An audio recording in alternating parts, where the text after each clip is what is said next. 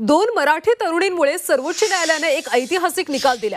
भारतातल्या कारागृहात जातीवर आधारित भेदभाव होत असल्याबाबत खंत व्यक्त करून सर्वोच्च न्यायालयाने ऐतिहासिक निर्णय दिला। कैद्यांच्या जातीवर आधारित भेदभाव कारागृहात करण्यात येऊ नये असे निर्देश सर्वोच्च न्यायालयाने दिले।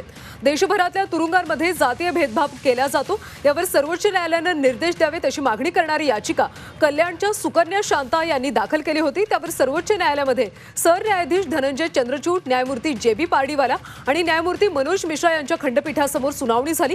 यावेळी तुरुंगातल्या जातीय भेदभाव घटनेच्या कलम 15चं उल्लंघन होत असून कारागृहांमध्ये जाती आधारित भेदभाव करणाऱ्या कोणत्याही तरतुदी ठेवू नयेत असे निर्देश सर्वोच्च न्यायालयाने दिलेत। सर्व राज्य आणि केंद्रशासित प्रदेशांनी 3 आठवड्यांच्या आत कारागृहाच्या नियमावलीत सुधार करावा असं देखील सर्वोच्च न्यायालयाने म्हटलंय।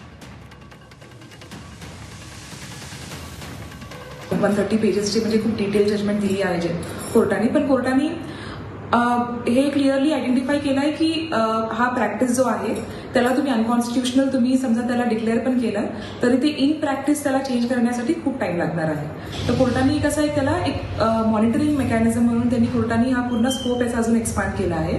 आणि आता हा तुमचा पेटिशन समजा डिस्पोज ऑफ झाला असेल तरी त्यांनी त्याला एक सो मोठो एक केस म्हणून कोर्टामध्ये त्यांनी त्याला कंटिन्यू करण्यासाठी कोर्टाने आदेश दिला आहे।